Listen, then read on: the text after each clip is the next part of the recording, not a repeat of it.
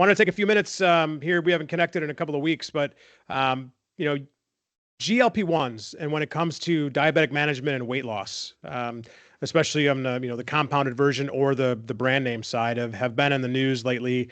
On your side of the business, on the benefits side, there's a lot of providers and medical insurance carriers that are not covering them specific for weight loss. And then there's some other items that are happening inside of the property casualty and the liability side of the mix as well. So I think it's important for not only not just manufacturers who are the compounders in certain cases, but also for distributors and retailers to sort of learn what's happening in the GLP-1 space here in July of 2025. Yeah, correct. Yeah, it's been a big topic and a big issue for insurance carriers and for employers, and for individuals that are looking to get these medications to help them lose weight. So basically, give a quick synopsis on the insurance side of it. Last year, most of fully insured carriers just stopped covering them unless you were diagnosed with type 2 diabetes, and the other management control medications weren't working for you, for sugar management, et cetera. Okay. So what that did was it caused a severe disruption in people that were already getting these drugs and getting them covered to all of a sudden not having them covered. And then the weight starts going back on. So from an insurance perspective and from an employer's perspective, to try to limit the cost effects, most are not covering these drugs at this time unless you are a type 2 diabetic.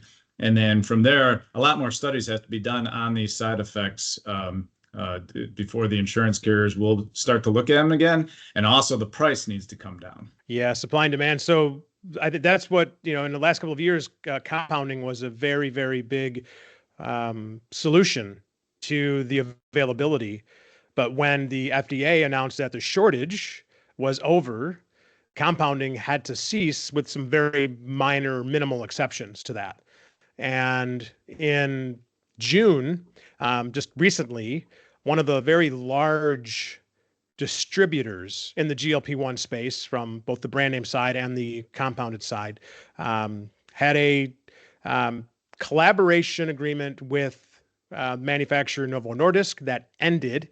Novo Nordisk cited, amongst other things, that the distributor was breaking the law simply because they continued offering compounded versions under one of the, we'll call it exceptions. And what happened when that collaboration ended, stock price fell 30%. And immediately, two separate shareholders filed derivative lawsuits against them for lack of a better term, mismanagement, or which is going to trigger a management liability defense of it. Is this the one on hims and hers? Is this that? Correct. Plus, Yeah. Gotcha. Okay. It is, yeah. So it's relatively recent. It's only been about 4 weeks since it happened. But I think it's important from an emerging of risk standpoint to understand a couple of different factors here. Number one, this is a distributor, not a manufacturer. And even though the lawsuit has nothing to do with the safety and efficacy of GLP-1s, GLP-1s are now in the news as it relates to a distributor who has, according to Novo Nordisk, produced illegal versions of it following the release of semaglutide from the shortage list. I'm not going to comment on whether the suit is frivolous or whether it's actual from the shareholders. But the point is, going forward, distributors and retailers should be vigilant of this suit and follow this suit to see if state and or federal regulators step in to begin investigating other distributors and retailers of GLP-1s who may have been continuing to produce compounded versions under certain exceptions coming from the FDA.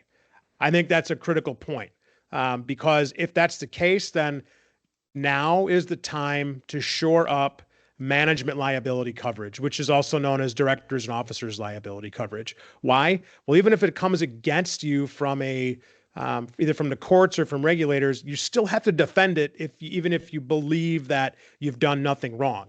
And that can lead to tens or hundreds of thousands of dollars in the cost of defense and go on for the course of years with respect to this. So it's an emerging risk inside of the industry, and it's going to be an interesting one to follow how the shareholder derivative lawsuit continues to progress, but also how, if any, future suits come forth or future allegations come forth from regulators.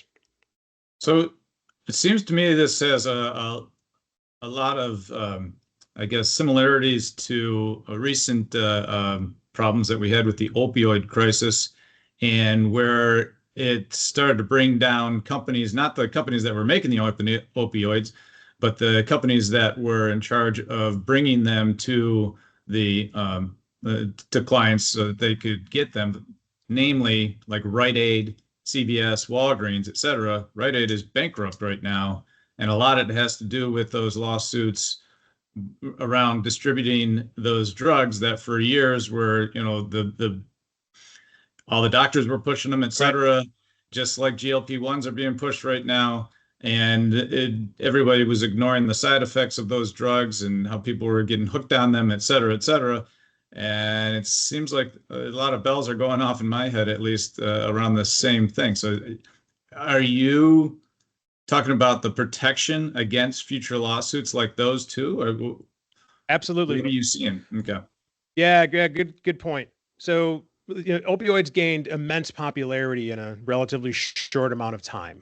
And when suits started to come in, it was product liability suits, bodily injury suits that came against manufacturers. But within a few years, that trickled into distributors and retailers.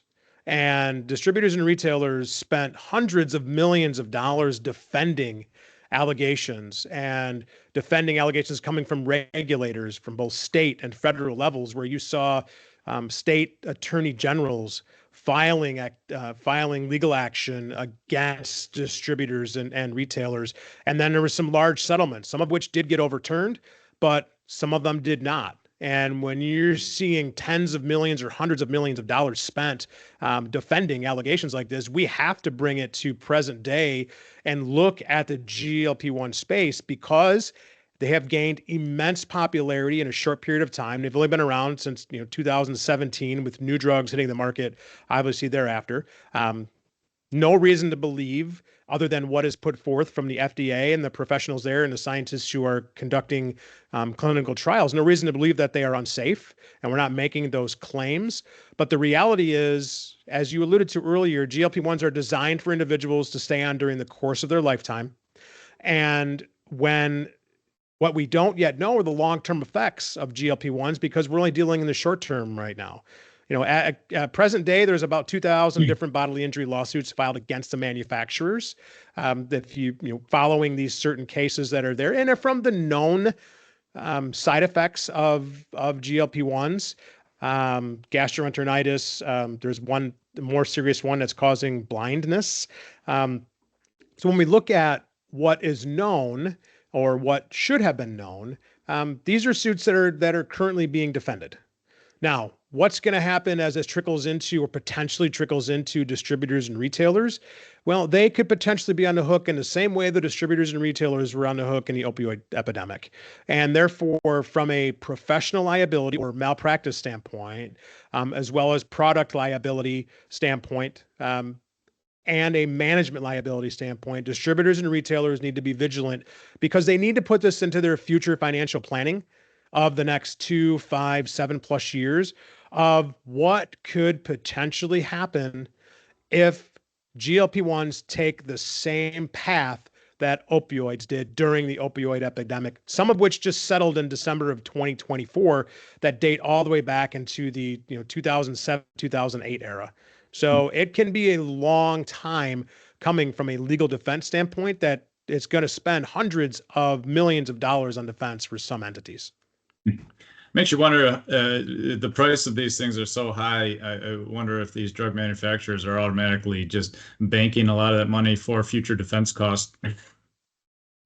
They could be, but that's manufacturers, though, right? The Right. distributors and retailers, they're the ones that need to be very vigilant on this because even though entities, as you alluded to earlier, Rite Aid, CVS, Walgreens, Cardinal Health, et cetera, they may have been caught somewhat off guard relative to the type of defense that they had to bring forth. Well, in today's market, these distributors of GLP-1s, those that are providing telemedicine services, visitations with physicians, prescriptions for the GLP-1s, or for those using compounded versions under certain exceptions. I think they need to be very vigilant of this. And the other point, too, is there's ongoing trials right now, and there was a very good article published on July 1st relative to mental and psychological effects of GLP-1s and those that are using them. There's been clinical trials over the course of the last 12 months, a little bit longer than 12 months, and some studies that have done, one of which had over 150,000 participants in it. And it was important because it noted that there was an increased level of anxiety and psychological effects, including suicide, for those that are on GLP-1s. Conversely, there was another study that was done, which was sponsored by Novo Nordisk, that was the complete opposite of that. That for those without any known mental or depressive effects prior to being on GLP-1s, there was no known side effects during that particular study. So the results are mixed. But the point being is that, again, with how relatively new these prescriptions are, and with the unknown about the long-term effects of them, we cannot overlook potential psychological effects of GLP-1s and what they can potentially do to individuals that are taking them over the course of their lifetime. And distributors, retailers need to be vigilant of that so that they can inform their patients of certain trials that are forthcoming, or certain trials that have already concluded, so that patients are made aware of specific risks that are forthcoming. Because if there's a suit, and I don't think it's a matter of if, it's a matter of when a distributor will be named in a specific product liability or medical malpractice lawsuit, they need to be aware of this to try and dot I's, cross T's, and be very, very diligent with respect to risk management practices. The big recommendation is, for now, make certain that specific coverages, including directors and officers liability, medical malpractice, professional liability, are shored up, and understand the terms and terminology that is in them, so that if a suit is filed against, you understand where for example, the consent to settle lies. Does the consent to settle a case or claim lie with the carrier, or does it lie with the insured? Most insureds want it to lie with the insured. They don't want the carrier dictating when they can settle. Right. It's not easy to get, but that is a very good clause to determine where does the consent to settle lie, and push to have the consent to settle lie with the insured, not with the insurance carrier. And then, secondly, when you look at risk management, is following what is happening with case law right now as these claims evolve. From a bodily injury perspective, follow these claims to understand where they're headed, what that defense looks like, and the potential of it trickling down into the distributors and retailers, should the plaintiffs prevail. I don't think this is going to happen overnight. I still think that the GLP-1 space for distributors and retailers is a high severity, low frequency environment, meaning if a claim comes, the claim is going to be very severe. But I don't think we're going to see a very high frequency of claims, at least yet. It's too new and too soon in the litigation process, but it doesn't mean it's not time to conduct due diligence and make sure that risk management is shored up on the important lines of coverage.